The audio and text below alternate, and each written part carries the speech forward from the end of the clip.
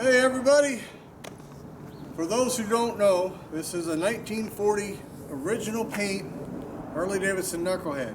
What that means, original paint, it means the paint that is on this machine was applied at Harley Davidson when it was brand new. Original paint. This bike is unaltered from the day. I have detailed this motorcycle extensively through Harley Davidson's own literature of the time, what was available, what was not available, what they did. And until I owned this motorcycle, the AMCA, in all their wisdom, said, if it ain't in the catalog, it didn't get done. So what I have done, thanks to this motorcycle and the arguments that I've gotten into, is documented, not only was it was done more common, special orders, a little giant special order section at the bottom of the order slip. Harley Davidson at this time, the special order section meant anything you wanted. You want to pay us the green, we'll make it for you. Any color, enamel or lacquer, paints from DuPont, the chemical factory, the factory that owned Indian. Oh, if you don't like DuPont paint, no problem. We'll use customer supplied paint. Got an invoice from 1939. PPG, Pittsburgh Paint and Glass, wanted Harley Davidson to paint their brand new Harley Davidson sidecar rigs in PPG yellow and red. Got it in Harley Davidson's own literature. So this bike was built brand new with this beautiful Hollywood green, which was a 1938 catalog order. It had a sidecar originally. You can see the scratches right here. On both sides there's little scratches, little marks, at least telltale marks that a non-sidecar bike does not leave. So it had a sidecar in it originally. Who knows when and where the sidecar went. Don't know. So, this is what I have done to the motorcycle. When I got it, it had a 46 date code, non-trip meter Speedo. I have found a new old stock Speedo. This is new old stock face, new old stock Speedo with a date code 42. These are original Harley Davidson nickel gas caps. Nickel gas caps, original nickel gas caps. Now, it's the only set I've ever seen. Now, why would I put nickel gas caps, besides the fact that I found them on this machine? Because a huge percentage of this machine came nickel. We have nickel, we have nickel, we have nickel, we have nickel, we have nickel. This dash cover is new old stock. When I got it, it had a 6-inch that had been blasted with a black paint job. So it was obviously repaint, so I took the black off, hoping that they didn't blast it, and I was like, oh, they did. So I found this beautiful cover here and put this on, just the cover. And I found a few 6-inches over the years that had never had a tag. This one's probably never had a tag on it. It's got no wear marks or any tag, so probably never had one. So, now you're going, well, how do I know that? Well, let me clue you in. Harley Davidson did not polish their stuff before they dipped it in the chrome dip or the nickel dip or whatever process they were using. They just dipped it. So if it got a little rust on it, Chicago, Milwaukee, very humid back then, very humid. Chicago was a wetlands. You had to drain it to build a city. So you had rusty parts getting chromed. There's little flaws underneath factory chrome, always. Always, especially pre-war, So if you find all the little flaws under the chrome, and you have even flaws under here, guess what? It never had a tag. Wow, never had a tag. So we have a nickel battery cover. Wow. We have a nickel chain guard. We have nickel here. All that was special order. This is nickel. Had to be individually wrote by hand what I want nickel. It wasn't just a standard chrome package. No. So, when I got it, somebody had put on a later horn. I put the nice 9-bolt horn back on it, a nice original. Got that from Craig Taylor. Yes, I did. So, again, we have more nickel here. More nickel here, right? So I put the correct Speedo on it, put the correct gas caps. It had new old stock stamped gas caps. So somebody stole the early gas caps off. This was endemic back in the day.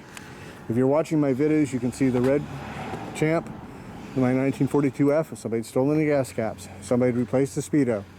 Somebody took off the, it's amazing that these didn't get stolen because they had stolen the whole end piece with the Murphy mushroom grips off a Champ. So all this stuff was almost unobtainable even in the 70s and 80s. It was stupid rare. So the other thing I did, I put on a beautiful rhino seat with a beautiful stag head because we have stags here. And we got the little flower. So I found a beautiful matching seat that came from Greg Noble through eBay, and just basically corrected the bike. There was a few of the glow brights that were busted up. The end pieces here were busted. Put those on and put these on. So just made the bike back more correct to what it was. Oh, and this here piece was missing. So I found a really high-end original paint one that matched perfectly to the bike. It still had this, but this whole spring thing was gone. So I've never fired it. I did have the tanks off to check everything. I had the rear wheel off, so the rear chain's still off. All this is documented extensively on the YouTube. It's just not a problem. It's just not a question. There it is. You know, shut up or put up, one or the other. Here's this beautiful, beautiful bike. And she is going to Mecums. And she is going to be on Friday between 1 and 3 o'clock. It's lot R90. And she's going no reserve. No reserve. No reserve. She's selling. Show up with $5 and you might get the motorcycle. All bets are off. All bets are off. So let me flip this around. Here, you want to grab this, Missy? There's the precious doo-doo. You just played water. Let me flip the bike around. Okay. Let's get the other side in the sun. We'll have a nice up and close look at it.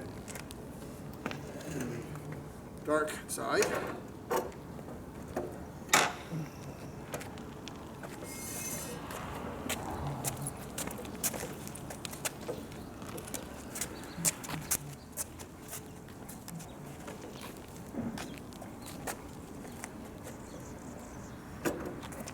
Okay, here's the other side, all bright and pretty in the sun. So now when I got it, somebody had stolen the shifter knob off of it at the auction. So I put this little shift knob on it here. It's beautiful. And I obviously, when I took the chain off, I had the cover off here just to loosen up the clutch. So I did the chain off, but I've never had this clutch apart. Never had the rocker clutch off, never had the motor training out, seat post out, none of that. Never touched the front end, just that horn. Now one of the things in contention, like I bought it, oh, change this, blah, blah, blah, argument. Well, see this little front fork here? So the 40 should have a sweated rear leg. Yes, it should. So what's up with this rear leg? I'm gonna show you. And you can check your Palmer's book for this. See right here, there's no casting for the zerts, for the inside zerts. Different casting. This whole thing is a replacement leg, war era. Had a sidecar in it, remember that? It cracked. Sidecars have weight, it cracked. So that's a factory replacement rear leg from the era. Personally, I don't think that should be changed. It's part of the history of the bike, so I left it alone. It's absolutely correct. This is not a new old stock machine. This is a ridden motorcycle with a history and a story to tell. There's a difference. So, oh yeah. By the way, how about the nickel springs? That's all factory custom order. So, I did as much as I could to the bike. I'm not sitting juicy enough to start and ride a motorcycle of this caliber. I can't afford it if it goes boo and blows a big hole through the cases. I'm just not sitting that juicy. So maybe one day. Today is not the day. So, but hate to sell it. It's a very, very sad day. But she is up at no reserve at Mecums, January 2020. And if you want the ultimate in a pre-war motorcycle, so you're going to go, oh, there's lots of 40s. Okay, well, when this bike came out to the public's eye in 1997 in Greg Field's book, the first edition was called Harley Davidson Knuckleheads, a restorer's guide. 11 pages devoted to original paint machine and how to restore your Knucklehead book. Now, people really tend to forget exactly how long I've been doing this. I started my business in late 1981. Okay, well this is 2020 around the corner, so you might as well call it 40 years. It's awfully close to it. 1997, a restored Knucklehead. They were restoring them with new old stock parts. They were stripping the paint, original paint, off a new old stock sheet metal to paint their restorations. A restored Knucklehead was $35,000. That's all it was. I don't care if it was a 36, I don't care if it was a 47, a restored bike was 35 grand. That's all they were worth. A original paint bike, I don't care how nice. If you really took somebody for the money, you got 20 grand because you overcharged them. Most of the country was still a $10,000 bike, and that's the reality of it. So when this bike hit, everybody was, really? Oh my God, that's an original paint? Oh my God, we could collect original paints and have them be pretty? Oh my God. And that's where the original paint collector craze came from this specific motorcycle. Today, thanks to all the documentation, I spent a year of my time and tens of thousands of dollars documenting. Today you can go to the AMCA meets and see, I've seen them, restored 47s with copper tanks and custom paint, and the AMCA is judging them. And guess what? That is perfectly fine. That is perfectly fine. Even though Harley Davidson had a production shortage of materials post-war, if you were a dealer and you had pull, you got what you wanted. Simple as that.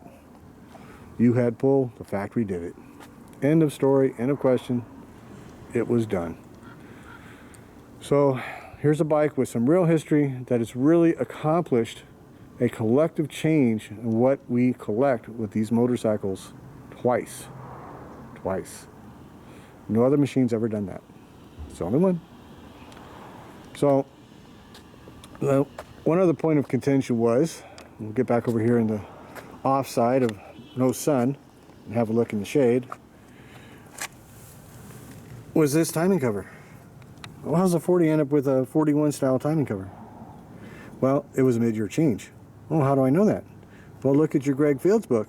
It shows Harley Davidson's literature in 1940 with this timing cover on it. So if you want to argue that, take it up with Harley Davidson and their literature. I'll be happy to have the literature tested. We'll take it to a court of law and we'll see who's right or not. Put your money on. Either shut up, put your money on it. Simple as that. End of story, end of question. Factory, custom, special order motorcycle with history that has collectively altered what we do with these motorcycles twice. Not once, but twice. And she's going up at Mecums this January 2020 at no reserve. Come here. See you guys later.